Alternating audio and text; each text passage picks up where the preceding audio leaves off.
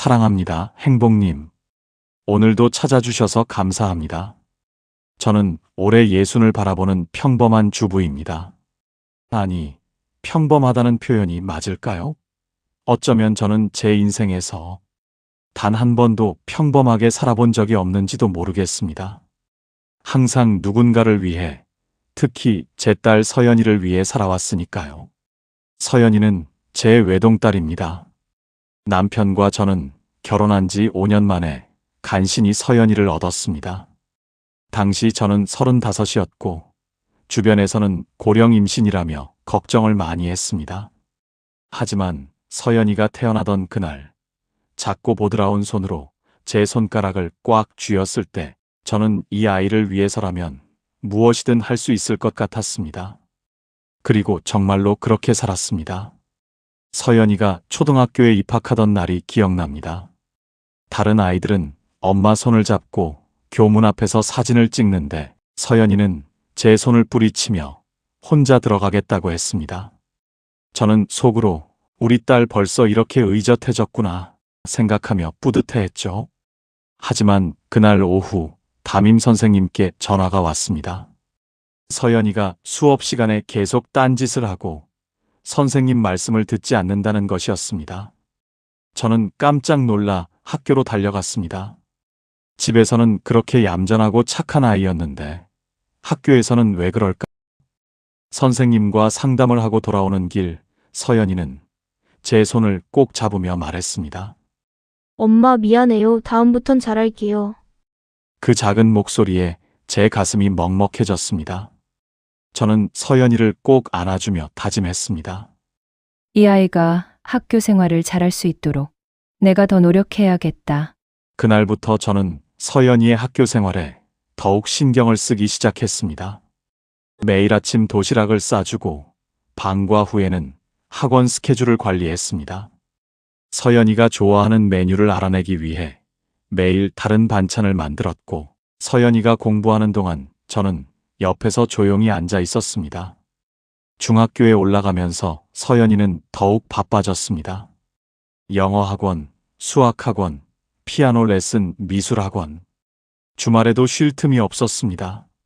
저는 매일 서연이를 학원에 데려다 주고 데려오는 것이 일상이 되었습니다. 남편은 가끔 제게 말했습니다. 당신도 좀 쉬어. 서연이가 벌써 중학생인데 혼자서도 다닐 수 있어. 하지만 저는 고개를 저었습니다. 아직 어린데 무슨 소리예요. 요즘 세상이 얼마나 위험한데. 그리고 서연이가 학원 끝나고 배고파하면 어떡해요? 제가 데리러 가면 차 안에서 간식 먹을 수 있잖아요. 남편은 더 이상 말하지 않았습니다. 사실 남편도 딸을 많이 아꼈으니까요.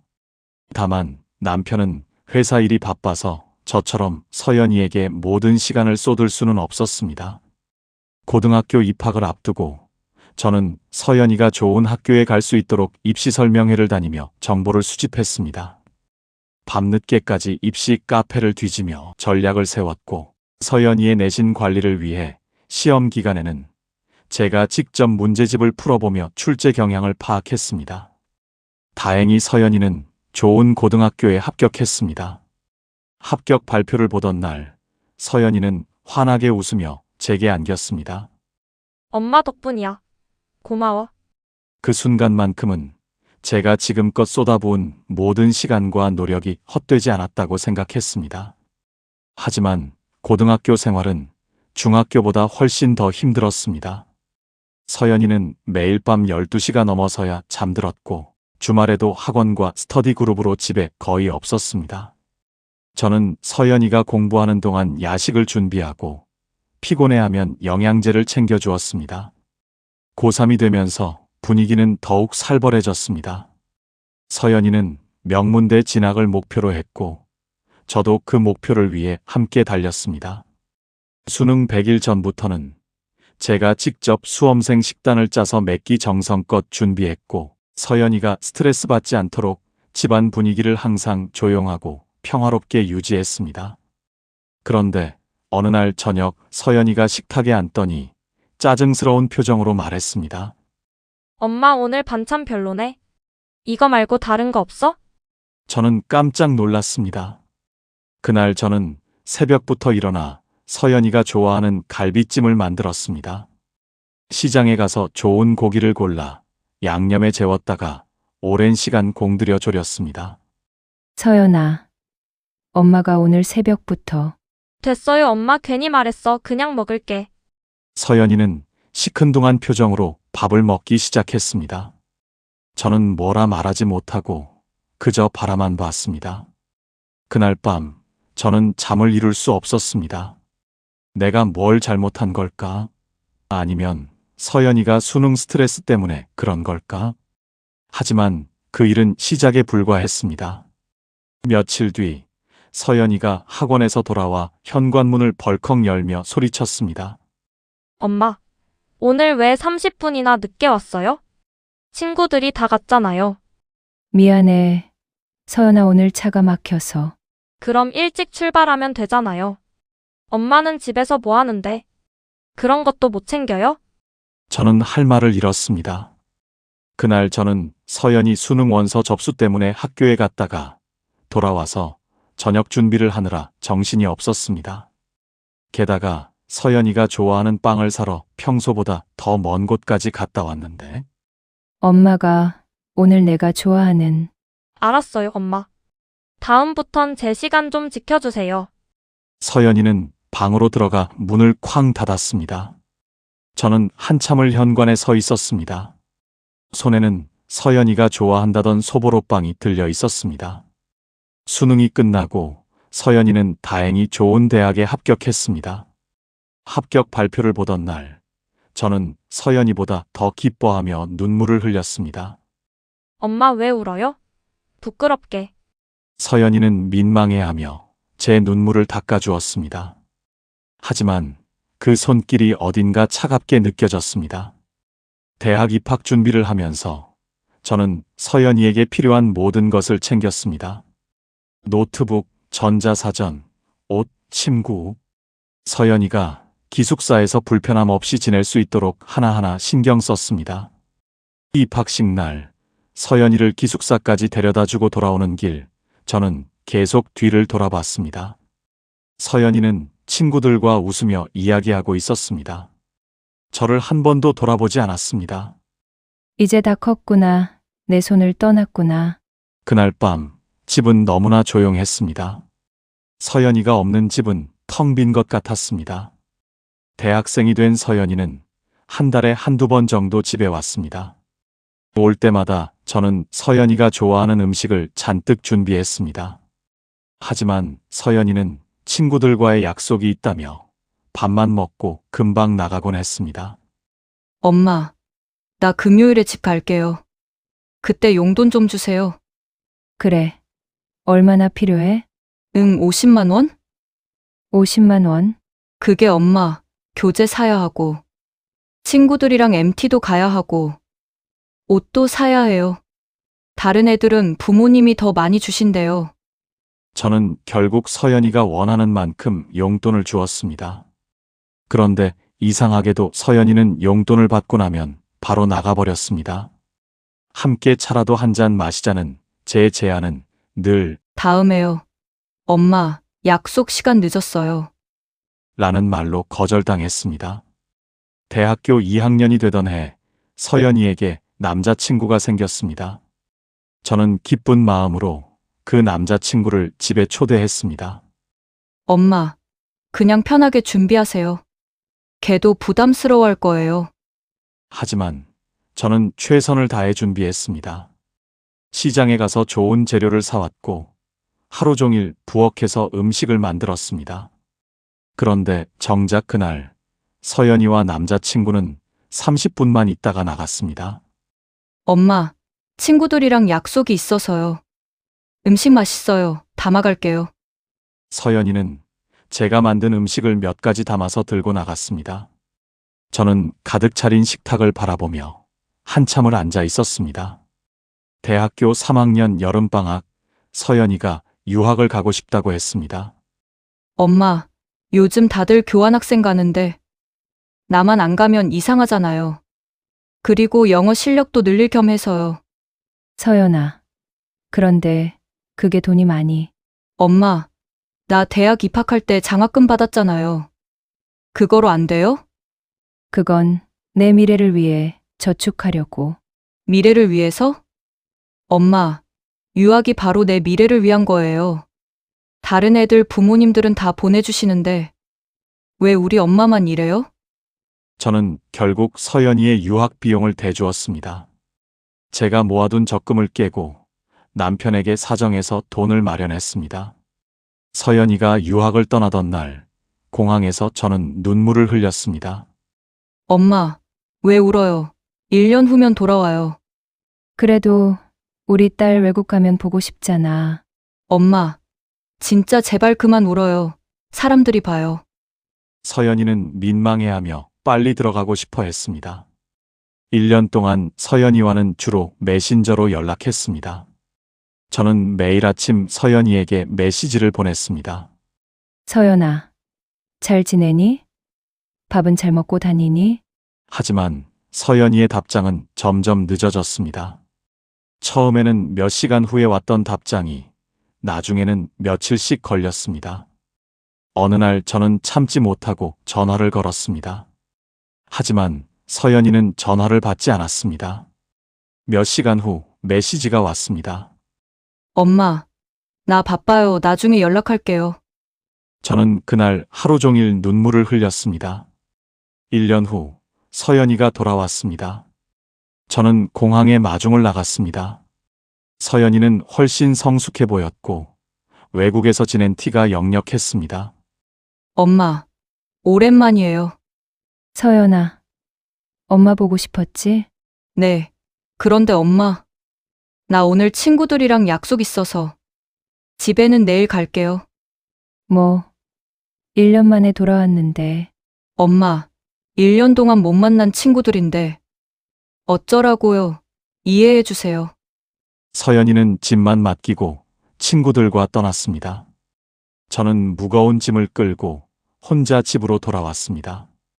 대학교 4학년이 되면서 서연이는 취업 준비로 더욱 바빴습니다.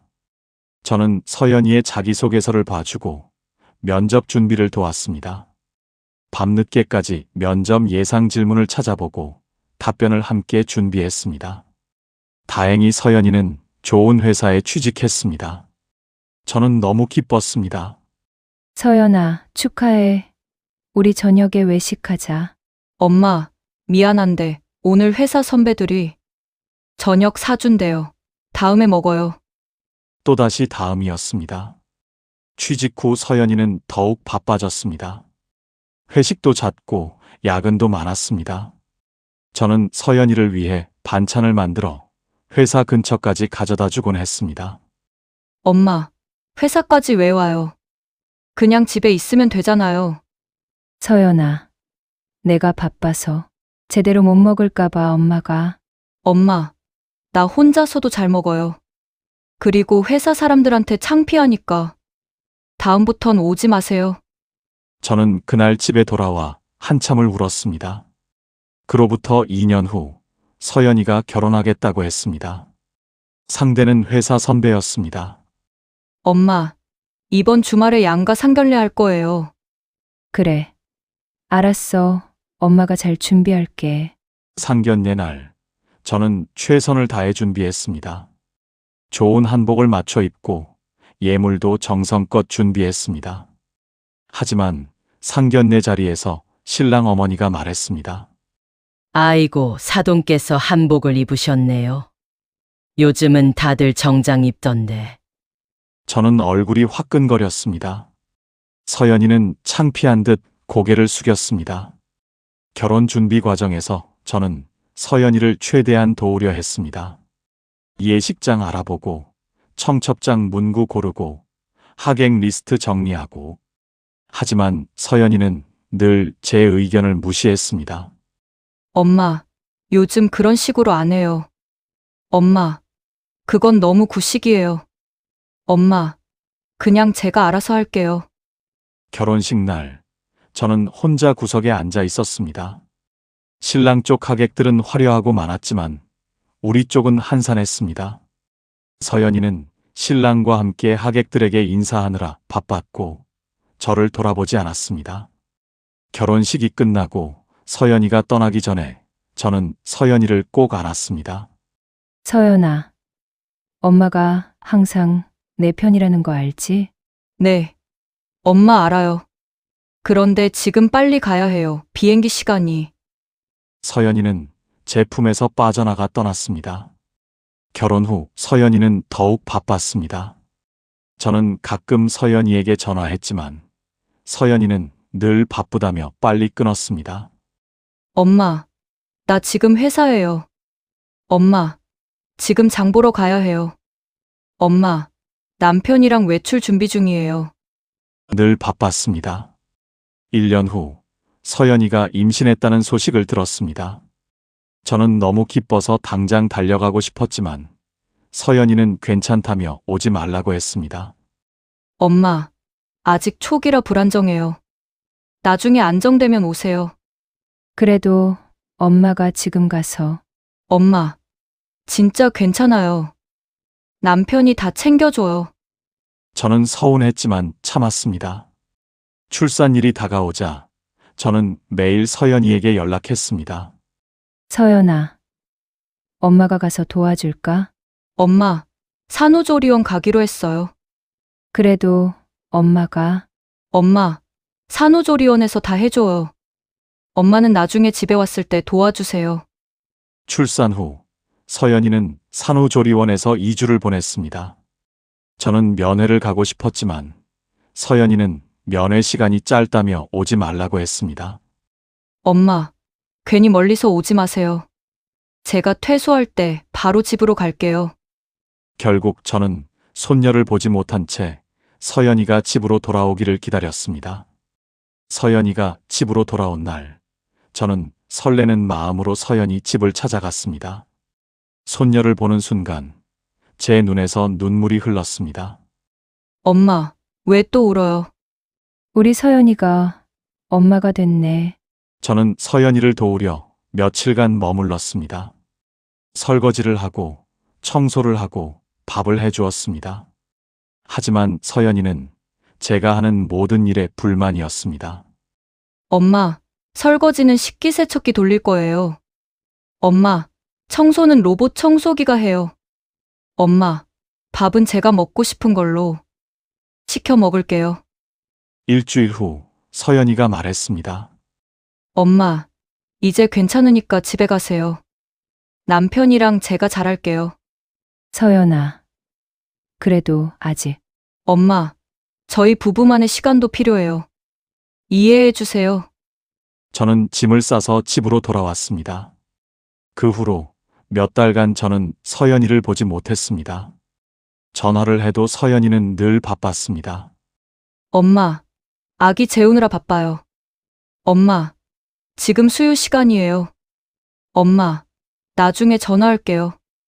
그렇게 시간이 흘렀습니다. 손녀가 돌이 되던 날, 저는 초대를 받았습니다. 저는 기쁜 마음으로 손녀를 위한 선물을 준비했습니다. 금반지와 비싼 옷을 샀습니다. 돌잔치 날, 저는 일찍 도착했습니다. 하지만 서연이는 저를 반갑게 맞이하지 않았습니다. 엄마, 왜 이렇게 일찍 왔어요? 아직 준비 중이에요. 엄마가 도와주려고. 엄마, 괜찮아요. 업체에서 다 해줘요. 저기 앉아 계세요. 저는 구석에 앉아 서연이가 분주하게 움직이는 모습을 바라봤습니다. 돌잔치가 시작되고 많은 사람들이 왔습니다. 신랑 쪽 가족들은 화려하고 많았지만 우리 쪽은 몇 명 되지 않았습니다. 사회자가 부모님께 감사 인사를 하는 순서가 되었을 때 서연이는 신랑 부모님께만 꽃다발을 드렸습니다. 장인어른, 장모님 너무 감사합니다. 두 분 덕분에 저희가 이렇게 행복하게 살고 있습니다. 저는 어안이 벙벙했습니다. 저에게는 아무것도 없었습니다. 행사가 끝나고 저는 서연이에게 조용히 물었습니다. 서연아, 엄마는 왜? 엄마, 그건 신랑 부모님이 도와주신 게 많아서요. 육아도 많이 도와주시고, 돈도 많이 지원해 주셔서요. 엄마도 내가 어릴 때부터 엄마, 그건 엄마가 하고 싶어서 한 거잖아요. 저는 부탁한 적 없어요. 그 말이 제 가슴을 찔렀습니다. 내가 하고 싶어서 네. 엄마 솔직히 말하면 저는 엄마가 그렇게까지 안 했으면 좋겠었어요. 엄마가 너무 오버하니까 오히려 부담스러웠어요. 저는 입을 다물지 못했습니다. 부담스러웠다고? 내 엄마는 제가 뭘 하든 간섭하고 제 일정을 다 관리하려고 했잖아요. 친구들은 자유롭게 사는데 저만 엄마 눈치 보느라 힘들었어요. 서연아, 엄마는 내가 잘 되길 바라는 마음에 그게 바로 문제예요. 엄마가 바라는 게 뭔지는 아는데 제가 바라는 건 한 번도 물어본 적 없잖아요. 엄마가 원하는 대로 저를 키운 거예요. 서연이의 목소리는 차갑게 식어 있었습니다. 그리고 솔직히 말하면요. 엄마는 저를 위한다고 했지만 사실은 엄마 자신을 위한 거였잖아요. 엄마는 저를 통해서 대리만족을 느낀 거예요. 엄마가 이루지 못한 걸 저를 통해 이루려고 한 거라고요. 그 순간 제 머릿속이 하얘졌습니다. 엄마, 이제 저도 엄마가 됐어요. 그래서 깨달았어요. 저는 제 딸을 엄마처럼 키우고 싶지 않아요. 제 딸이 제 인생이 아니라 자기 인생을 살았으면 좋겠어요. 서연아, 엄마, 그만 희생하는 척 하세요. 엄마가 저한테 해준 건 희생이 아니라 집착이었어요. 엄마는 저를 놓아주지 못했던 거예요. 저는 그 자리에서 더 이상 아무 말도 할 수 없었습니다. 집으로 돌아오는 길, 저는 서연이가 한 말을 되뇌었습니다. 희생이 아니라 집착, 대리만족, 오버, 부담스러웠다. 그동안 제가 서연이를 위해 했다고 믿었던 모든 것들이 사실은 제 자신을 위한 것이었을까요? 집에 도착해서 거울을 봤습니다. 거울 속의 제 모습은 낯설었습니다. 예순을 바라보는 나이, 하얗게 센 머리, 주름진 얼굴. 나는 누구지? 저는 제 자신에게 물었습니다. 서연이 엄마라는 정체성을 빼고 나면 나는 누구인가요? 그날 밤, 저는 오랜만에 제 방에서 오래된 앨범을 꺼냈습니다. 결혼하기 전 제 사진들이 있었습니다. 25세 저는 밝게 웃고 있었습니다. 대학교 친구들과 찍은 사진, 여행 갔을 때 찍은 사진, 취미 활동하던 사진. 내가 이렇게 웃었었나? 저는 언제부터 이렇게 웃지 않게 되었을까요? 문득 생각해보니 서연이를 낳고 나서부터였습니다. 서연이를 위해 제 모든 것을 포기했습니다. 친구들과의 만남도, 취미 활동도, 제가 좋아하던 일도. 나는 왜 그렇게 살았을까? 다음 날 아침 남편이 물었습니다. 당신, 어제 돌잔치 할 때 무슨 일 있었어? 저는 한참을 말없이 있다가 대답했습니다. 여보, 나 서연이한테 너무 많은 걸 바랐던 것 같아. 무슨 소리야? 서연이가 말하더라고. 내가 한 게 희생이 아니라 집착이었대. 그리고 맞는 말인 것 같아. 남편은 잠시 침묵하다가 말했습니다. 당신이 서연이를 너무 사랑한 거지. 잘못한 건 아니야. 아니야, 잘못한 거 맞아. 나는 서연이를 통해 내 인생을 살려고 했어. 서연이는 내 소유물이 아닌데 그날부터 저는 많은 생각을 했습니다. 이제 어떻게 살아야 하지? 며칠 후 저는 오랜만에 옛 친구에게 연락했습니다. 대학 때 친했던 친구인데 서연이를 낳고 나서는 거의 연락을 하지 않았습니다. 어머, 정말 오랜만이다. 어떻게 지냈어? 응, 그냥 살았지. 너 목소리가 왜 그래? 무슨 일 있어? 저는 친구에게 그동안 있었던 일을 털어놨습니다. 친구는 조용히 들어주었습니다. 그래서 지금 어떻게 하고 싶은데? 나도 잘 모르겠어. 그냥 내 인생을 살고 싶은데 어떻게 사는 건지 모르겠어. 그럼 우리 요가 수업 같이 다닐래? 나 요즘 요가 하는데 진짜 좋더라. 요가. 응, 일단 나와. 집에만 있지 말고. 저는 망설였지만 결국 친구를 따라 요가 수업에 갔습니다. 처음에는 어색했습니다. 다른 사람들은 다들 익숙하게 동작을 하는데 저는 몸이 굳어서 제대로 따라하지도 못했습니다. 하지만 신기하게도 요가를 하는 동안만큼은 아무 생각도 나지 않았습니다. 그저 제 몸에 집중하게 되었습니다. 수업이 끝나고 강사님이 말했습니다. 오늘 처음 오셨죠? 힘들지 않으셨어요? 네, 좀 힘들었는데. 그래도 좋았어요. 다음 주에도 오실 거죠? 저는 고개를 끄덕였습니다. 그날부터 저는 일주일에 2번씩 요가 수업에 다니기 시작했습니다. 처음에는 단순히 시간을 보내기 위해서였는데 점점 요가가 좋아졌습니다. 몸이 유연해지면서 마음도 조금씩 가벼워지는 것 같았습니다. 한 달쯤 지났을 때 요가 수업에서 만난 한 분이 제게 말했습니다. 요즘 표정이 많이 밝아지셨어요. 처음 봤을 때보다 훨씬 좋아 보이세요. 정말요? 네, 뭔가 좋은 일 있으세요? 저는 웃으며 대답했습니다. 아니요, 그냥 제가 좋아하는 걸 하니까 기분이 좋아진 것 같아요. 내가 좋아하는 것. 그 말을 하는 순간 제 가슴이 뭉클해졌습니다. 얼마 만에 이런 말을 해보는 걸까요? 요가 수업 후에는 친구들과 차를 마시며 이야기를 나눴습니다. 처음에는 어색했지만 시간이 지나면서 점점 편해졌습니다. 너 요즘 달라 보인다. 뭐가? 얼굴에 생기가 도네. 예전엔 항상 피곤해 보였는데. 그래? 응, 딸 이야기할 때도 예전만큼 집착하는 것 같지 않고. 친구의 말에 저는 깜짝 놀랐습니다. 내가 딸 이야기를 할 때 집착했었구나. 그제야 깨달았습니다. 예전에 저는 친구들을 만나도 늘 서연이 이야기만 했습니다. 서연이가 뭘 했는지, 서연이가 얼마나 잘하는지, 서연이가 어떤 대학에 갔는지. 친구들은 제 이야기를 들어주었지만 사실 지루했을 거예요. 미안해. 내가 그랬구나. 괜찮아. 우리 다 그런 시기가 있잖아. 중요한 건 지금 내가 달라지고 있다는 거지. 2개월쯤 지났을 때 서연이에게서 전화가 왔습니다.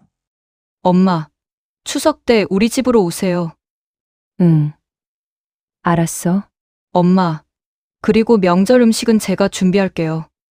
엄마는 그냥 오시기만 하세요. 서연아. 엄마가 해갈게. 아니요. 엄마 제가 할게요. 엄마도 이제 쉬세요. 전화를 끊고 저는 이상한 기분이 들었습니다. 섭섭한 것 같으면서도 한편으로는 홀가분한 기분이었습니다. 서연이가 이제 다 컸구나. 추석날, 저는 빈손으로 서연이 집에 갔습니다. 예전 같았으면 새벽부터 일어나 음식을 만들어 갔겠지만 이번에는 그냥 갔습니다. 서연이는 정성껏 음식을 준비해 놨습니다. 엄마, 앉으세요. 제가 다 할게요. 그래. 고맙다. 식사를 하면서 저는 서연이를 바라봤습니다. 서연이는 손녀에게 밥을 먹이면서도 신랑과 이야기하면서도 음식을 차리면서도 분주하게 움직였습니다. 내가 저랬겠지. 그때 손녀가 제게 다가왔습니다. 하임이, 이거? 작은 손으로 장난감을 건네는 손녀를 보며 저는 웃었습니다. 고마워. 우리 예쁜 손녀. 서연이가 말했습니다. 엄마, 요즘 어떻게 지내세요? 응. 잘 지내. 뭐 하고 지내세요? 요가 배우고 친구들 만나고 그래. 어머, 엄마가 요가를요? 응. 재밌더라. 서연이는 신기한 듯 저를 바라봤습니다. 엄마, 많이 달라지셨네요. 그래. 네, 예전에는 엄마가 저한테만 집중하셨는데, 이제는 엄마 자신에게 집중하시는 것 같아요. 저는 잠시 말없이 있다가 대답했습니다. 서연아. 너 지난번에 한 말 있잖아. 네, 그때는 너무 충격적이어서 받아들이기 힘들었는데 지금 생각해보니 내 말이 맞았던 것 같아. 엄마가 너무 오버했던 것 같아. 서연이는 놀란 표정으로 저를 바라봤습니다. 엄마, 미안해, 서연아. 엄마가 내 인생을 너무 간섭했구나. 엄마는 너를 위한다고 생각했는데 사실은 엄마 자신을 위한 거였어. 엄마, 아니에요. 제가 그때 너무 심하게 말했어요. 사실 엄마가 해주신 것들이 다 감사한 건데, 아니야. 내 말이 맞아. 엄마는 너를 통해서 대리만족을 느끼고 있었어. 그게 사랑인 줄 알았는데 사실은 집착이었던 거지. 서연이의 눈에 눈물이 맺혔습니다. 엄마, 괜찮아. 서연아. 엄마가 이제야 깨달았어. 이제부터는 엄마도 엄마 인생을 살려고 너도 내 인생을 살아. 그게 서로에게 좋은 거야. 서연이는 눈물을 닦으며 고개를 끄덕였습니다. 엄마, 사랑해요. 엄마도 사랑해, 서연아. 그날 저희는 오랜만에 진심으로 이야기를 나눴습니다. 서연이는 자신이 그동안 얼마나 부담스러웠는지, 하지만 동시에 얼마나 감사했는지를 이야기했습니다. 저도 제 이야기를 했습니다. 서연이를 낳고 나서 제가 얼마나 행복했는지, 하지만 동시에 얼마나 제 자신을 잃어버렸는지를 이야기했습니다. 집으로 돌아오는 길, 저는 홀가분한 기분이었습니다. 이제야 놓아줄 수 있겠다. 그날 밤, 저는 일기를 썼습니다. 오랜만에 쓰는 일기였습니다. 오늘 서연이와 진심으로 대화했다. 그동안 쌓였던 오해들이 풀린 것 같다. 서연이는 이제 다 컸다. 나도 이제 내 인생을 살아야겠다. 다음 날부터 저는 더욱 적극적으로 제 삶을 살기 시작했습니다. 요가뿐만 아니라 서예 강좌도 신청했습니다. 어릴 때부터 글씨 쓰는 걸 좋아했는데 서연이를 낳고 나서는 한 번도 못 해봤습니다. 붓을 잡고 먹을 갈면서 저는 평온함을 느꼈습니다. 글씨가 참 좋으시네요. 선생님이 제 글씨를 보며 칭찬했습니다. 정말요? 네, 기본기가 탄탄하세요. 언제 배우셨어요? 어릴 때 조금 하지만 오랜만이에요. 그럼 더 열심히 하시면 실력이 많이 늘 거예요. 선생님의 격려에 저는 힘이 났습니다. 서예 수업이 끝나고 같은 수업을 듣는 분들과 차를 마셨습니다. 다들 저와 비슷한 나이대였고 비슷한 고민을 가지고 있었습니다. 저도 딸 둘 키우느라 제 인생이 없었어요. 이제야 좀 살 것 같아요. 저는 아들이 결혼하고 나서 허탈하더라고요. 그래서 뭐라도 해야겠다 싶어서 여기 왔어요. 다들 고개를 끄덕이며 공감했습니다. 저는 그 순간 깨달았습니다. 저만 그렇게 산 게 아니었구나. 많은 엄마들이 자식을 위해 자신을 희생하며 살아왔구나. 하지만 이제는 달라져야 합니다. 우리도 우리 자신을 위해 살아야 합니다. 3개월쯤 지났을 때 서연이가 아기를 데리고 집에 놀러 왔습니다. 엄마, 보고 싶어서 왔어요. 그래. 어서 와. 예전 같았으면 저는 미리 음식을 잔뜩 준비하고 집을 청소하고 서연이가 편하게 쉴 수 있도록 모든 것을 챙겼을 것입니다. 하지만 이번에는 달랐습니다. 엄마, 배고픈데 뭐 먹을 거 있어요? 냉장고에 있는 거 꺼내 먹어. 엄마는 오늘 서예 수업 있어서 나가야 해. 네? 엄마가 나가요? 응. 1시간 후에 수업 시작이야. 서연이는 놀란 표정이었습니다. 엄마, 제가 왔는데. 서연아, 내가 오는 걸 미리 말해줬으면 일정을 조정했을 텐데 갑자기 오면 엄마도 일정이 있어. 네, 알겠어요. 저는 서연이에게 냉장고에 있는 음식을 알려주고 집 열쇠를 건네주고 나갔습니다. 서예 수업을 마치고 집에 돌아오니 서연이는 아기를 재우고 소파에 앉아 있었습니다. 엄마, 다녀오셨어요? 응. 미안해, 서연아. 엄마가 급하게 나가서. 아니에요. 엄마 괜찮아요. 서연이는 제 얼굴을 물끄러미 바라보더니 말했습니다. 엄마, 요즘 정말 행복해 보이세요. 그래. 네, 예전에는 엄마가 늘 지쳐 보였는데 지금은 얼굴에 생기가 있어요. 저는 웃으며 대답했습니다. 엄마도 이제 내 인생을 사니까 행복해. 엄마, 서연아, 너도 그렇게 살아.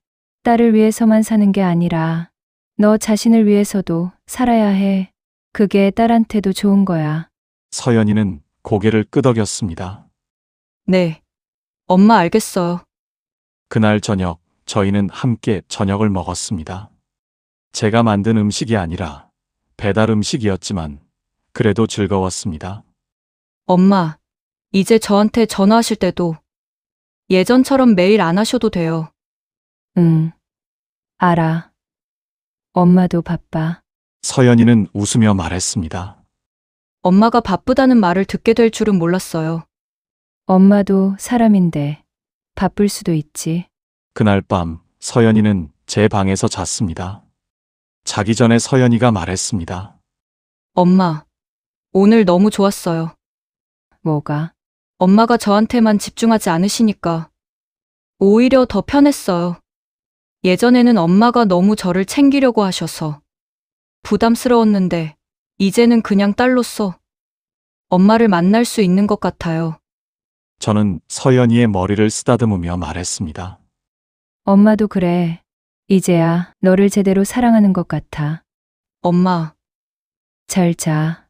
서연아. 네. 엄마 잘 자요.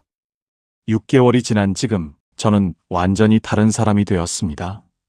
아침에 일어나면 요가를 하고 오후에는 서예 수업을 듣고 저녁에는 친구들을 만납니다.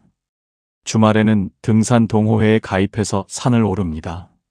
서연이와는 일주일에 한 번 정도 통화합니다. 예전처럼 매일 전화하지 않습니다. 하지만 통화할 때는 진심으로 서로의 이야기를 나눕니다. 엄마, 오늘 회사에서 승진 발표 났어요. 그래. 축하해, 서연아. 엄마는 오늘 뭐 하셨어요? 엄마는 오늘 등산 갔다 왔어. 정상까지 올라갔는데 경치가 정말 좋더라. 와, 엄마 대단하시다. 그치? 엄마도 할 수 있어. 대화가 자연스럽고 편안합니다. 예전처럼 제가 일방적으로 서연이 걱정하는 게 아니라 서로의 삶을 나누는 것입니다. 어느 날 손녀의 생일이었습니다. 저는 서연이에게 전화했습니다. 서연아, 오늘 손녀 생일이지? 엄마가 선물 사서 갈까? 엄마, 괜찮아요. 저희가 다 준비했어요. 엄마는 편하게 오세요. 그래. 알았어, 그럼 저녁 때 갈게. 예전 같았으면 아침부터 가서 음식을 준비하고 파티 준비를 도왔을 것입니다. 하지만 이제는 다릅니다. 저녁 때 서연이 집에 도착하니 이미 파티가 시작되고 있었습니다. 저는 손녀에게 선물을 건네고 구석에 앉아 즐겁게 노는 아이들을 바라봤습니다. 서연이가 제 옆에 앉았습니다. 엄마, 오늘 파티 준비 힘들지 않으셨어요? 응. 엄마는 아무것도 안 했는걸? 그게 바로 제가 드리고 싶었던 말이에요. 엄마가 안 도와주셔도 저 혼자 다 할 수 있었어요. 그리고 오히려 더 뿌듯했어요. 그래. 잘했어. 너 이제 다 컸네. 네. 엄마 그리고 엄마도 이제 많이 변하셨어요. 예전에는 항상 저를 도우려고만 하셨는데 이제는 제가 스스로 할 수 있게 놔두시잖아요. 그게 진짜 사랑이더라. 너를 믿고 놔두는 것. 서연이는 제 손을 잡았습니다. 엄마, 사랑해요. 엄마도 사랑해, 서연아. 그날 밤 집에 돌아와서 저는 거울을 봤습니다. 거울 속의 제 모습은 예전과 달랐습니다. 주름은 여전히 있었지만 눈빛이 살아 있었습니다. 입가에는 미소가 머물러 있었습니다. 이게 나구나. 저는 제 자신에게 말했습니다. 이제야 나를 찾았어. 1년이 지났습니다. 저는 이제 완전히 다른 삶을 살고 있습니다. 요가 강사 자격증을 땄습니다. 처음에는 그냥 취미로 시작했는데 선생님이 제게 강사 과정을 권유했습니다. 실력도 좋으시고 다른 사람들을 가르치는 것도 잘하실 것 같아요. 저는 망설였습니다. 내 나이에 무슨 강사를. 하지만 남편이 말했습니다. 당신, 해봐. 당신은 할 수 있어. 그래서 도전했고 합격했습니다. 이제 일주일에 3번 동네 문화센터에서 요가를 가르칩니다. 수강생들은 대부분 저와 비슷한 나이대의 여성들입니다. 첫 수업날 저는 떨렸습니다. 안녕하세요. 저는 오늘부터 여러분과 함께할 강사입니다. 선생님, 처음이세요? 네, 처음입니다. 많이 부족하지만 열심히 하겠습니다. 수강생들은 따뜻하게 박수를 쳐주었습니다. 수업을 진행하면서 저는 깨달았습니다. 누군가를 가르친다는 것, 누군가에게 도움이 된다는 것이 이렇게 뿌듯한 일인지 몰랐습니다.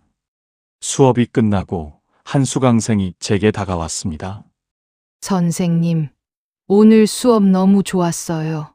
저도 선생님처럼 늦게라도 새로운 걸 시작하고 싶어요. 그럼 지금 시작하세요. 늦은 게 아니라 지금이 딱 맞는 시기예요. 그분은 환하게 웃으며 고개를 끄덕였습니다. 집에 돌아와서 남편에게 말했습니다. 여보, 오늘 정말 행복했어. 그래. 뭐가? 내가 누군가에게 도움이 될 수 있다는 게 이렇게 좋은 일인지 몰랐어. 서연이한테는 도움이 부담이었는데 다른 사람들한테는 정말 도움이 되더라. 남편은 웃으며 말했습니다. 당신, 정말 많이 변했어. 예전에는 늘 서연이 이야기만 했는데, 이제는 당신 이야기를 해. 그치? 나도 할 이야기가 생겼어. 그날 밤 서연이에게 전화했습니다. 서연아, 엄마 오늘 첫 수업했어. 어머, 엄마, 축하해요. 어떠셨어요? 좋았어. 정말 재밌더라. 엄마, 멋있으세요. 저도 엄마처럼 되고 싶어요. 뭐가? 엄마처럼 나이 들어서도 새로운 걸 계속 도전하는 사람이요. 저는 엄마가 자랑스러워요. 그 말을 듣는 순간 제 눈에서 눈물이 흘렀습니다. 서연이가 저를 자랑스러워한다고 말한 것은 처음이었습니다. 고마워. 서연아, 엄마, 사랑해요. 엄마도 사랑해. 그로부터 몇 달 후 서연이가 둘째를 임신했다는 소식을 전했습니다. 엄마, 나 둘째 생겼어. 어머, 정말 축하해. 엄마, 근데 이번에도 산후조리원 갈 거예요.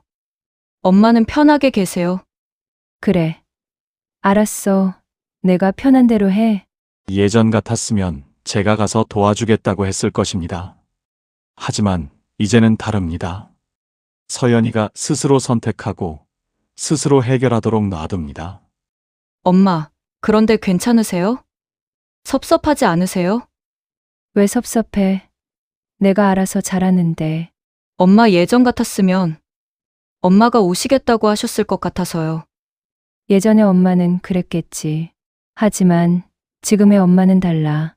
엄마도 엄마 일정이 있고 너도 내 방식대로 하는 게 맞아. 엄마 고마워요. 뭐가 고마워. 당연한 거지.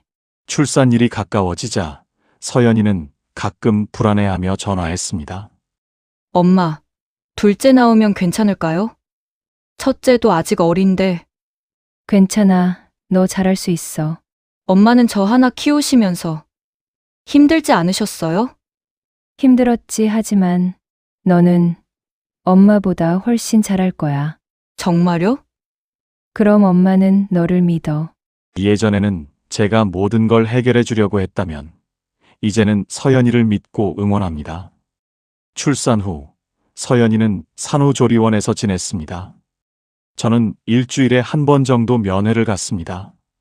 엄마, 오셨어요? 응. 애기 보러 왔지. 둘째 손녀는 작고 예뻤습니다. 첫째를 닮았습니다. 엄마, 둘 키우는 거 생각보다 힘들 것 같아요. 그럼 힘들면 힘들다고 해. 엄마가 도울 수 있을 때 도와줄게. 정말요? 그럼 하지만 엄마도 일정이 있으니까 미리 말해줘. 그럼 조정할게. 네. 엄마 고마워요. 그리고 서연아, 너무 완벽하게 하려고 하지 마. 엄마도 너 키울 때 실수 많이 했어. 그래도 너 잘 컸잖아. 서연이는 웃으며 고개를 끄덕였습니다. 퇴소 후 서연이는 집에서 육아를 시작했습니다. 처음 며칠은 정말 힘들었나 봅니다. 엄마, 나 진짜 미치겠어요. 둘이 번갈아 가면서 울어요. 힘들지? 엄마가 내일 가서 도와줄까? 정말요? 엄마 괜찮으세요? 내일 오후는 괜찮아. 가서 첫째 봐줄게. 너는 둘째만 집중해. 엄마, 정말 고마워요. 다음 날 저는 서연이 집에 갔습니다. 첫째 손녀는 제가 오자 환하게 웃었습니다. 할미, 그래. 우리 예쁜 손녀 오늘 할미랑 놀자. 저는 손녀와 놀아주고 점심을 먹이고 낮잠을 재웠습니다. 그 사이 서연이는 둘째를 돌보고 잠깐 쉴 수도 있었습니다. 엄마, 정말 고마워요. 엄마 덕분에 좀 숨통이 트였어요. 그래. 힘들 때 말해. 엄마가 도울 수 있을 때 올게. 엄마, 근데 너무 자주 오시라는 건 아니에요. 엄마도 엄마 일정 있으시잖아요. 알아, 걱정 마. 엄마도 바쁘니까. 예전과 달리 저는 서연이 집에 오래 머물지 않았습니다. 필요한 만큼만 도와주고 제 일정에 맞춰 돌아갔습니다. 엄마, 벌써 가세요? 응. 오늘 저녁에 친구들 만나기로 했어. 아, 그럼 어쩔 수 없죠. 조심히 가세요, 엄마. 그래, 힘들면 전화해. 집으로 돌아오는 길 저는 뿌듯했습니다. 적당한 거리. 이게 맞는 거야. 너무 가까우면 서로 부담스럽고 너무 멀면 서로 그립습니다. 적당한 거리를 유지하는 것, 그게 건강한 관계입니다. 2년이 지났습니다. 저는 이제 제 삶에 완전히 만족합니다. 요가 강사로서 더 많은 수강생들을 만나고 서예 작품으로 지역 전시회에도 출품했습니다. 등산 동호회 사람들과는 매달 다른 산을 오르며 전국을 다닙니다. 친구들과는 일주일에 한두 번씩 만나 차를 마시고 가끔은 여행도 갑니다. 작년에는 친구들과 제주도에 다녀왔고 올해는 유럽 여행을 계획하고 있습니다. 남편은 제 변화를 보며 자주 말합니다. 당신, 정말 달라졌어. 예전보다 훨씬 행복해 보여. 나도 그렇게 느껴. 이제야 내 인생을 사는 것 같아. 미안해, 내가 진작에 당신을 말렸어야 했는데. 아니야. 내가 깨달아야 했던 거야. 당신이 뭐라고 해도 나는 안 들었을 거야. 그래도 당신이 서연이한테만 매달려 있을 때 나는 당신이 불행해 보였어. 나도 알아. 그때는 나도 불행했어. 근데 그게 당연한 줄 알았지. 이제는 이제는 행복해. 정말로. 남편은 제 손을 잡았습니다. 나도 당신이 행복해서 기뻐. 서연이와의 관계도 훨씬 좋아졌습니다. 이제 우리는 서로에게 부담이 아니라 친구 같은 관계입니다. 한 달에 한두 번 만나서 밥을 먹고 일주일에 한 번 정도 통화합니다. 엄마, 오늘 둘째가 첫걸음말을 했어요. 어머, 정말 영상 보내줘. 네. 엄마, 너무 귀엽죠? 그러게, 우리 손녀 진짜 귀엽다. 엄마는 오늘 뭐 하셨어요? 엄마는 오늘 등산 갔다 왔어. 북한산 100군데까지 올라갔는데 경치가 끝내주더라. 와, 엄마 체력 대단하시다. 저는 애들 키우느라 운동도 못해요.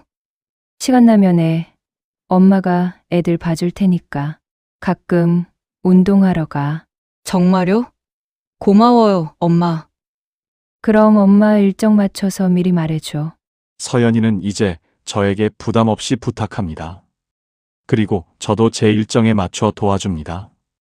예전처럼 무조건적인 헌신이 아니라 서로를 존중하는 관계입니다. 어느 날 서연이가 손녀들을 데리고 우리 집에 놀러 왔습니다. 엄마, 애들이 할머니 집에 가고 싶대요.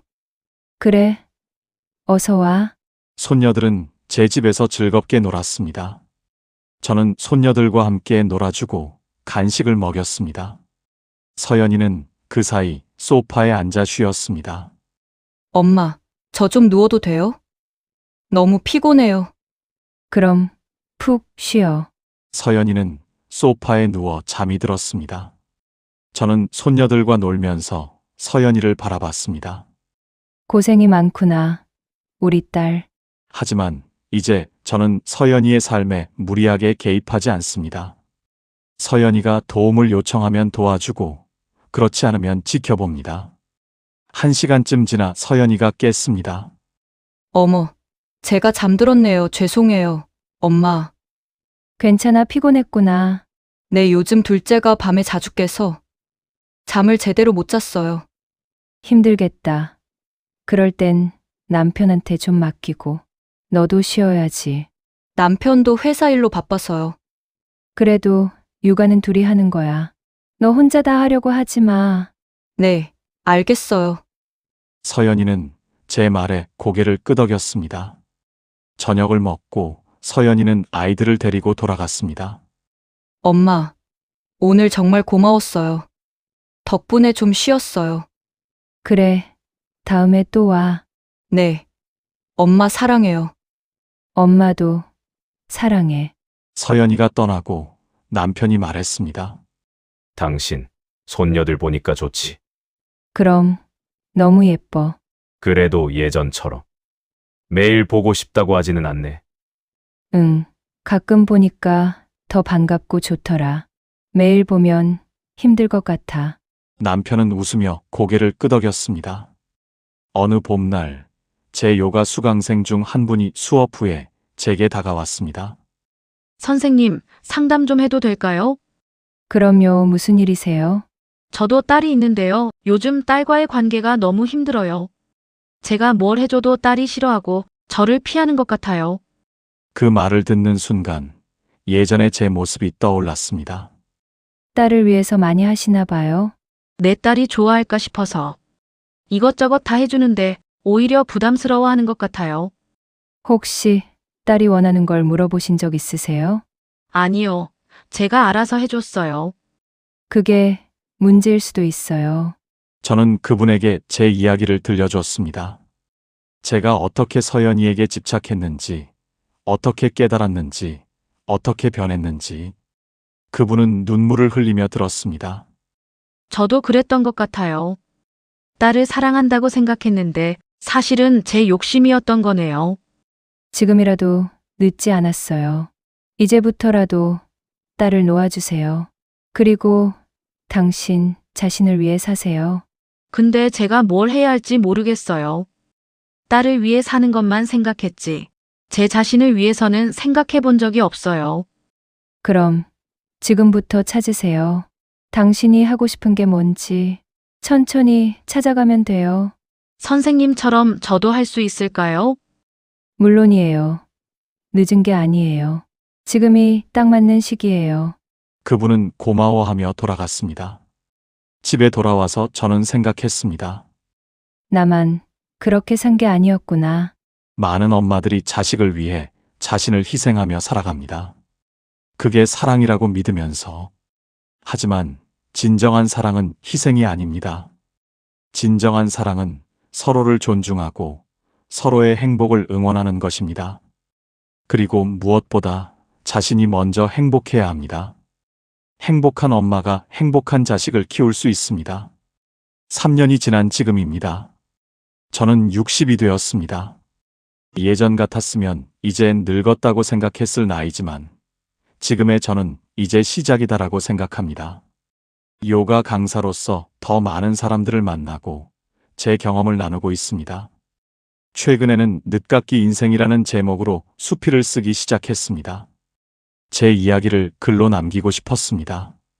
당신, 글 잘 쓰네. 책으로 내도 되겠어. 남편이 제 글을 읽고 말했습니다. 그럴까? 근데 누가 읽을까? 읽을 사람 많을 거야. 당신처럼 자식한테 매달려 살다가 자신을 찾은 사람들이 많을 텐데. 그렇겠지? 저는 용기를 내서 출판사에 원고를 보냈습니다. 몇 주 후 출판사에서 연락이 왔습니다. 좋은 글이네요. 출간하고 싶습니다. 저는 믿기지 않았습니다. 정말요?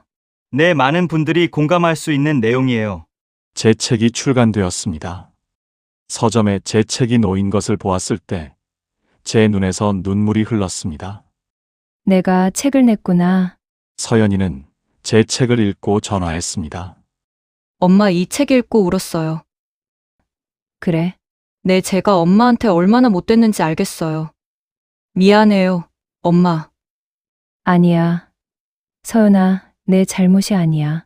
엄마가 잘못한 거야. 아니에요. 엄마는 저를 사랑하신 거예요. 다만 방법이 좀 잘못됐을 뿐이에요. 그래 맞아. 엄마가 널 너무 사랑했어. 근데 그게 오히려 독이 됐던 거지. 엄마, 이제는 다 괜찮아요. 우리 관계도 좋아졌잖아요. 그치 고마워. 서연아. 엄마, 저도 엄마처럼 살고 싶어요. 애들한테만 매달리지 않고 제 인생도 살고 싶어요. 그래 그렇게 해. 그게 애들한테도 좋은 거야. 제 책은 생각보다 많은 사람들에게 읽혔습니다. 독자들로부터 메시지가 왔습니다. 선생님 책 읽고 용기를 얻었습니다. 저도 이제 제 인생을 살아보려고 합니다. 저도 딸한테만 매달려 살았는데 이제는 놓아줘야겠다고 생각했습니다. 선생님 덕분에 엄마와의 관계를 다시 생각해보게 되었습니다. 그 메시지들을 읽으며 저는 뿌듯했습니다. 내 경험이 누군가에게 도움이 되다니. 지금 저는 행복합니다. 서연이와는 적당한 거리를 유지하며 좋은 관계를 이어가고 있습니다. 손녀들은 한 달에 한두 번 보러 가고 가끔 제 집에 놀러 옵니다. 남편과는 주말마다 산책을 하고 가끔 여행도 갑니다. 친구들과는 일주일에 한두 번 만나고 새로운 사람들도 계속 만나고 있습니다. 요가 강사로서, 작가로서, 그리고 한 사람의 여성으로서 제 삶을 살아가고 있습니다. 물론 가끔은 옛날 생각이 납니다. 서연이는 잘 지내고 있을까? 손녀들은 밥은 잘 먹고 다닐까? 하지만 이제는 그 생각에 사로잡히지 않습니다. 서연이를 믿습니다. 서연이는 이제 다 컸고 혼자서도 잘할 수 있습니다. 어느 날 저녁 남편과 함께 산책을 하고 있었습니다. 여보, 나 행복해. 응, 나도 알아. 당신 얼굴만 봐도 알 수 있어. 이렇게 사는 게 맞는 거였어. 나를 위해 사는 것. 그래, 당신 이제 정말 아름다워. 뭐가? 마음이 아름다우니까. 얼굴도 아름다워 보여. 저는 남편의 손을 꼭 잡았습니다. 고마워. 여보, 당신이 옆에 있어줘서. 나야말로 고마워. 당신이 행복해서 나도 행복해. 우리는 손을 잡고 천천히 걸었습니다. 석양이 지고 있었습니다. 하늘은 붉게 물들어 있었습니다. 아름답다. 저는 하늘을 올려다봤습니다. 예전에는 하늘을 볼 여유도 없었습니다. 늘 서연이 걱정에, 서연이 일정에, 서연이 생각에 사로잡혀 있었으니까요. 하지만 이제는 다릅니다. 하늘도 보고, 꽃도 보고, 사람들도 보고, 무엇보다 저 자신을 봅니다. 저는 서연이를 사랑했습니다. 지금도 사랑합니다. 하지만 예전의 사랑은 집착이었습니다. 저는 서연이를 소유하려 했고, 서연이의 인생을 제 마음대로 하려 했습니다. 그게 사랑이라고 믿었지만, 그건 사랑이 아니었습니다. 진정한 사랑은 놓아주는 것입니다. 상대를 믿고 상대가 스스로 선택하고 스스로 살아갈 수 있도록 지켜보는 것입니다. 그리고 무엇보다 자신을 사랑하는 것입니다. 자신이 행복해야 다른 사람도 행복하게 해줄 수 있습니다. 저는 60에 제 인생을 찾았습니다. 늦었다고 생각할 수도 있지만 저는 지금이 딱 맞는 시기라고 생각합니다. 지금부터라도 제 인생을 살 수 있다는 것에 감사합니다. 혹시 이 글을 읽고 계신 분 중에 저처럼 자식을 위해 자신을 희생하며 사시는 분이 계신다면 말씀드리고 싶습니다. 이제 그만 희생하세요. 당신도 당신의 인생을 살 자격이 있습니다. 늦은 게 아닙니다. 지금이 딱 맞는 시기입니다. 당신이 행복해야 당신의 자식도 행복합니다. 그날 밤 저는 일기를 썼습니다. 오늘로 제 새로운 인생이 시작된 지 3년이 되었다. 서연이가 그날 했던 말, 엄마, 그만 희생하는 척 하세요라는 그 한마디가 제 인생을 바꿨다. 처음에는 너무 충격적이고 아팠지만 지금 생각해보면 그게 내게 필요한 말이었다. 나는 희생이 사랑이라고 착각했다. 내 모든 것을 버리고 자식을 위해 사는 것이 좋은 엄마라고 믿었다. 하지만 그건 틀렸다. 좋은 엄마는 자식을 위해 모든 것을 희생하는 사람이 아니다. 좋은 엄마는 자신의 삶을 살아가면서 자식에게 건강한 삶의 모습을 보여주는 사람이다. 저는 이제 그걸 압니다. 그리고 앞으로도 계속 제 삶을 살아갈 것입니다. 서연이의 엄마이기도 하지만 저는 나 자신이기도 하니까요. 씨앗이 땅 속에서 얼마나 오래 잠들어 있었는지는 중요하지 않습니다. 중요한 것은 마침내 싹을 틀었다는 것입니다. 그리고 그 싹은 이제 햇빛을 향해 자라나고 있습니다. 혹시 이 글을 읽고 계신 당신도 누군가를 위해 당신 자신을 잃어버리고 계신가요? 너무 늦었다고 생각하지 마세요. 지금 이 순간이 바로 당신의 인생을 되찾을 수 있는 순간입니다. 당신이 행복해야 당신이 사랑하는 사람들도 행복합니다. 당신의 웃음이, 당신의 기쁨이, 당신의 꿈이 그들에게 가장 아름다운 선물입니다. 이제 당신 자신을 위해 살아도 괜찮습니다. 아니, 살아야만 합니다. 당신은 그럴 자격이 있습니다. 당신은 소중한 사람이니까요. 오늘 영상을 보며 여러분은 어떤 생각이 드셨나요? 여러분의 경험과 생각을 댓글로 나눠주세요. 여러분의 이야기가 누군가에게 큰 위로와 깨달음이 될 것입니다. 오늘도 끝까지 시청해주신 여러분께 깊은 감사를 드립니다. 오늘 영상이 도움이 되셨다면 소중한 분들께 공유해 주시고 구독과 좋아요로 저를 응원해 주세요. 여러분과의 소중한 연결이 저에게 큰 힘이 됩니다. 오늘도 여러분의 행복을 빕니다. 이상으로 행복 주문서였습니다.